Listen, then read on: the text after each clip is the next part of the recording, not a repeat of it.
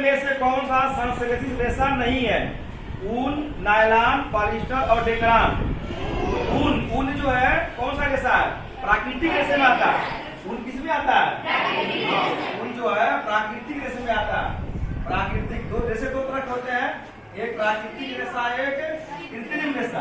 तो कृत्रिम रेशा बाकी है, बाकी ऊन जो है वो कैसा है? प्राकृतिक रेशे, इसलिए ऊन होगा। थर्मोस्टेटिक प्लास्टिक है। प्लास्टिक दो तरह से बताया गया था, थर्मोस्टेटिक प्लास्टिक और थर्मोप्लास्टिक। थर्मोस्टेटिक प्लास्टिक वो होते हैं जिनको यूज गिर से पिला कर न बनाया जा सके। तो कौन होगा? पॉलीथीन, पीवीसी, बेकेलाइट, सभी। कौन से? बेकेलाइट। कांच कोई यौगिक नहीं है, कांच धातु के सिलिकेटों का मिश्रण है। ये बात सत्य है कि असत्य है? कांच में बताया गया था कि कांच एक ऐसा पदार्थ है जो अपारदर्शी वस्तु से बना हुआ, लेकिन जब उससे बनाया जाता है उससे आर पार दिखाई देता है, पारदर्शी। इसलिए वह यौगिक नहीं है, वो एक तरह से क्या है? वह मिश्रण।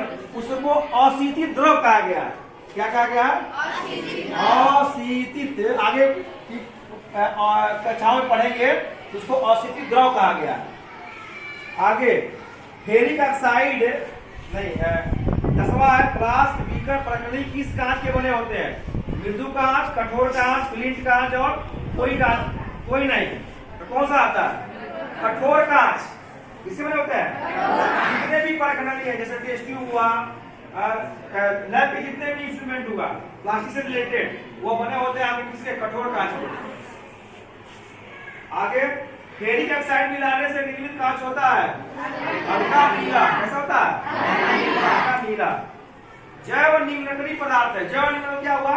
कि जो बायोडिग्रेडेबल का मतलब क्या हुआ? कि जो खत्म हो जाए, वह क्या हो जाए? खत्म हो जाए। तो आप बताएंगे कागज है, टीन है, एल्यूमिनियम है, प्लास्टिक की थैलियां, तो कौन खत्म होगा? कागज। कागज क्या हो जाएगा? हाँ, कागज हुआ, या घर के जो छिलके हुए जो खाना पीने के लिए जो करते हैं। अगला है जैव अनिम्नकरी पदार्थ है जो खत्म ना हो, जैसे धातु के डिब्बे, सब्जी, बचा हुआ भोजन, ऊनी वस्त्र। धातु के डिब्बे मतलब लोहे का डिब्बा, वो खत्म होगा? नहीं होगा ना। आगे देखें, धूप के चश्मों में क्या मिलाया जाता है? ऑक्सीजन, कार्बन डाइऑक्साइड, नाइट्रेट और सीरियम ऑक्साइड। Cerium oxide. और आओ जाने पाठ में पढ़ेंगे तो दिया है ना उसमें, आओ जाने आओ, उसमें दिया हुआ है। साबुन उच्च वसी अम्लों के ए तथा बी लवण होते हैं। ए तथा बी की जगह पे हम क्या लिखेंगे? सोडियम और पोटेशियम। यानी कि मतलब क्या हुआ? सोडियम। और के का मतलब क्या हुआ? पोटेशियम। अच्छा, सोडियम का परमाणु कितना हुआ? 11। कितना हुआ? और पोटेशियम का 19। तो सोडियम और पोटेशियम के वो लवण होते हैं। कौन? साबुन उच्च वसी अम्लों के। अगला है 16वां, पदार्थ की मूलभूत इकाई है परमाणु, अणु, प्रोटॉन और न्यूट्रॉन। परमाणु के बारे में जब जितने भी साइंटिस्ट उनके बारे में पढ़े होंगे आप लोग, डाल्टन का हुआ, नील्स बोर का हुआ, चार्ल्स का, उसमें स्पष्ट किया गया है कि परमाणु किसी भी पदार्थ की मौलिक इकाई है। मूल इकाई कौन होती है? परमाणु। और कई परमाणु जब मिलते हैं उससे क्या बनता है? अणु बनते हैं। पदार्थ की मूल विज्ञान। अगला 17वां, 2 या 2 से अधिक परमाणु आपस में मिलकर क्या बनाते हैं? अणु। क्या बनाते हैं? अणु बनाते हैं। जैसे मैं कहूँ यह ऑक्सीजन का परमाणु है, यह ऑक्सीजन का क्या है? अणु है। यह नाइट्रोजन का परमाणु है, नाइट्रोजन का क्या है? है ना। अच्छा, H2O क्या है? हाइड्रोजन का जो परमाणु है ना इसमें, परमाणु। आगे देखिए, परमाणु के मूल कण कौन कौन होते हैं? हाँ, बताया गया था परमाणु के जो मूल कण होते हैं वह 3 होते हैं। इसके अंदर इसको कहते हैं न्यूक्लियन। क्या कहते हैं इनको? न्यूक्लियन। न्यूक्लियन में क्या पाया जाता है बेटा? प्रोटॉन और न्यूट्रॉन। जबकि इन कक्षाओं में क्या पाया जाता है? इलेक्ट्रॉन। क्या पाया जाता है? इलेक्ट्रॉन। तो मूल कण 3 होते हैं, एक होता है इलेक्ट्रॉन, प्रोटॉन और न्यूट्रॉन। इलेक्ट्रॉन में कौन सा आवेश होता है? प्रोटॉन पर, न्यूट्रॉन पर कोई आवेश। किस वैज्ञानिक के अनुसार परमाणु सूक्ष्म अविभाज्य कण होते हैं? Newton, Chadwick, Dalton, Mendel. Dalton ने कहा था कि सूक्ष्म अविभाज्य कण होता है, लेकिन बात आगे चल करके अन्य वैज्ञानिकों ने तमाम चीजें बात कही है। हम आपको परमाणु संरचना पूरा डिटेल से पढ़ाएंगे आपको। विद्युत का उदासीन कौन कौन होता है? न्यूट्रॉन। न्यूट्रॉन पर कोई आवेश नहीं होता है। इसका विकल्प कौन सही है? सी। परमाणु के नाभिक में क्या क्या होता है? केवल प्रोटॉन, केवल न्यूट्रॉन, इंटरॉन, प्रोटॉन और न्यूट्रॉन। दो होते हैं, प्रोटॉन होते हैं और इसी को क्या कहा गया है? न्यूक्लियन। न्यूक्लियन। परमाणु का नाभिकीय मॉडल किस वैज्ञानिक ने दिया था? J Thomson, Rutherford, Nils bore, Dalton.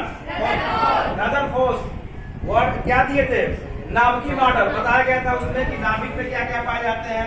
Alpha कणों की बमबारी कराया तो कुछ अल्फा कण वापस चले आए, कुछ अल्फा कणों का न्यूनतम विचलन हुआ, कुछ अधिकांश अल्फा कण उसको पार करके चले गए। उसका पूरा डिटेल्स बताया गया कि अधिकांश अल्फा कण पार करके चले गए। इससे स्पष्ट हुआ कि परमाणु का अधिकांश भाग क्या है? खोखला है। क्या है? खाली। कुछ अल्फा कण वापस चले आए। अल्फा कण पर कौन सा है? प्लस। नाभिक में प्लस यानी वापस चले आए। उसमें क्या हुआ? रिपेल हुआ, प्रतिकर्षण हुआ। बताया गया था कि नहीं? किसी तत्व के परमाणु के नाभिक में उपस्थित प्रोटॉनों तथा न्यूट्रॉनों की संख्या की योग क्या कहलाता है? द्रव्यमान संख्या। क्या कहलाता है? एटॉमिक मास, द्रव्यमान संख्या कहलाता है। इसका विकल्प कौन सही है? बी। 1s3 में न्यूट्रॉनों की संख्या कितनी है? ध्यान देना। 1s3 बताया गया था कि हाइड्रोजन के 3 समस्थानिक होते हैं, 1h1, 1h2 और 1h3। अब इस पे देखो यह जो ऊपर दिया गया है, 3 में से घटाएंगे तो क्या बचेगा? 2। यानी न्यूट्रॉनों की संख्या कितनी हो जाएगी? 2। तो कौन सा विकल्प सही है इसमें? ए। किसी परमाणु में प्रोटॉन तथा इलेक्ट्रॉनों की संख्या क्या होती है? बराबर होती है। इसलिए कहा गया है कि परमाणु विद्युत का उदासीन कण होता है। जैसे मैं कह दूं यहाँ पर सोडियम है, सोडियम में 11 हुआ, इसमें इलेक्ट्रॉन कितने हो गए? 11।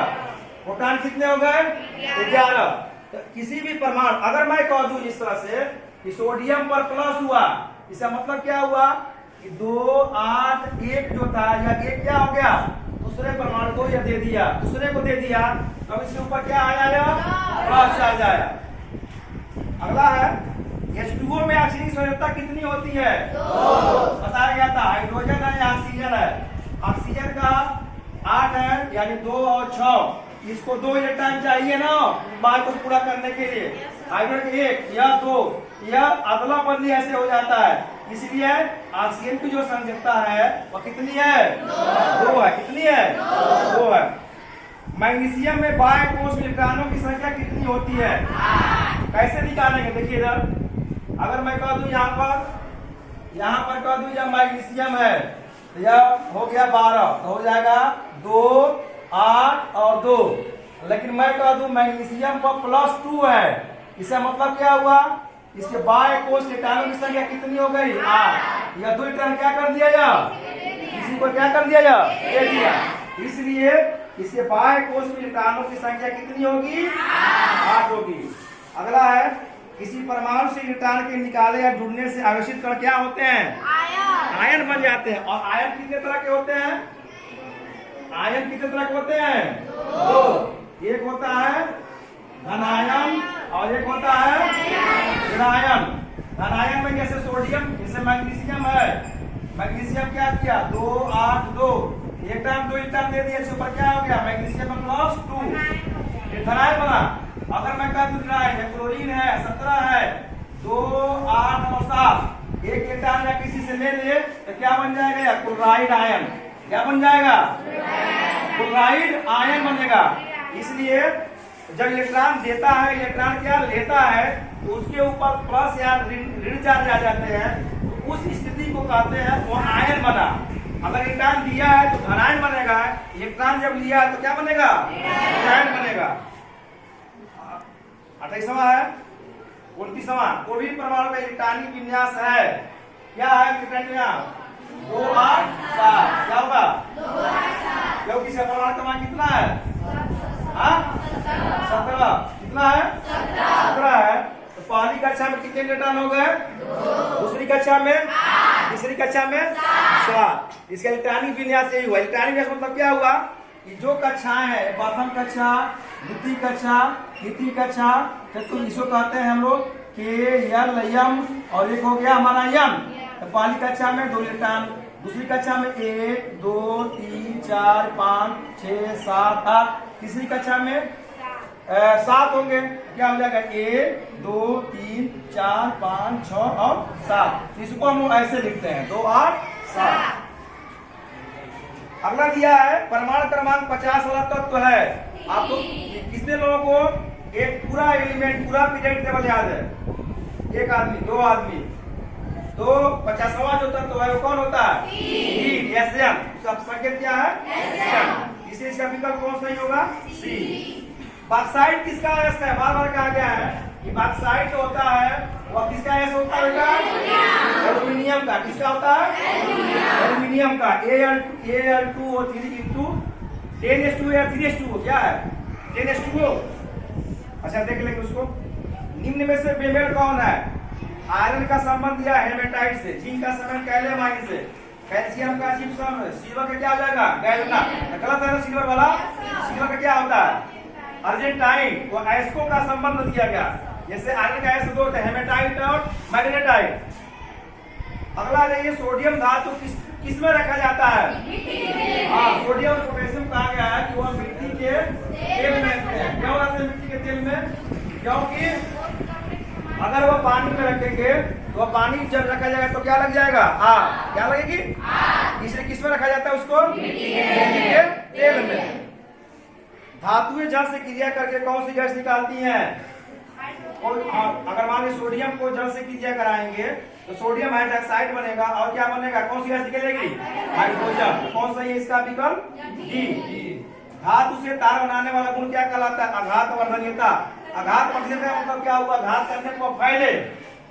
तन्यता का मतलब तना है। जैसे बताया गया था कि सोने के 1 ग्राम सोने से वो कितना लंबा तार खींच सकते हैं? 2 किलोमीटर तक ना।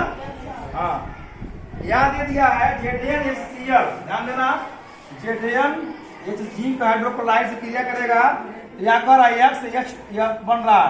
यहाँ क्या बनेगा? यस का मतलब क्या दिया? तो क्या बनेगा बताओ? ZnCl2 बनेगा। जिंक क्लोराइड क्या बनेगा? इसका विकल्प कौन सही है? पीतल किसका बना होता है? बताया गया था विश्व धातु है, तांबा और जस्ता। निम्न में से कौन सा धातु समान ताप और द्रव अवस्था में पाया जाता है? पारा बताया गया था। पारा एक ऐसा धातु है जो किसमें पाया जाता है? द्रव अवस्था में। यह विद्युत का सुचालक होता है, लेकिन खराब सुचालक होता है, बहुत अच्छा नहीं माना गया है पारा के रूप में। अगला है 39। हीमोग्लोबिन में पाया जाने वाला धातु है प्लेटिनम, मैग्नीशियम, लोहा और टंगस्टन। हीमोग्लोबिन होता है वो 2 पिगमेंट से बना, हीम और ग्लोबिन। हीम और ग्लोबिन में जब आप पढ़ेंगे कॉम्प्लेक्स कंपाउंड तो उसमें उसके जो केंद्रीय भाग में पाया जाता है तो वह होता है आपका आयरन होता है। क्या होता है? आयरन, यानी या है ना। और उसी तरह से अगर कहा जाए कि क्लोरोफिल जो होता है तो क्लोरीन का केंद्रीय भाग में पाया जाता है मैग्नीशियम आयन। इसमें किसमें पाया जाता है? हीमोग्लोबिन में। किसमें पाया जाता है? हीमोग्लोबिन में। और क्लोरोफिल में क्या पाया जाता है केंद्रीय भाग में? Magnesium ion. क्या बनाया जाता है? Magnesium ion. आगे धातु के यौगिक जिनसे आर्थिक महत्व की धातु आसानी से अलग की जा सकती है कहलाते हैं अयस्क। बताया गया था कि सभी अयस्क के बारे में एक लाइन बताया गया था, तो बता सकता है? सभी खनिज अयस्क नहीं होता। और लास्ट में दिया गया था कि आम जनजीवन को सरल बनाने में विज्ञान की क्या भूमिका है। इसमें तमाम बच्चों ने बहुत बढ़िया लिखा है, तो उनके लिए क्लैपिंग। अगले टेस्ट में आप बेहतर करेंगे, इससे अच्छा करेंगे। हमारी शुभकामनाएं आपके साथ में है। आप लोग अच्छा करें, हमारी तरफ से बधाई है। धन्यवाद।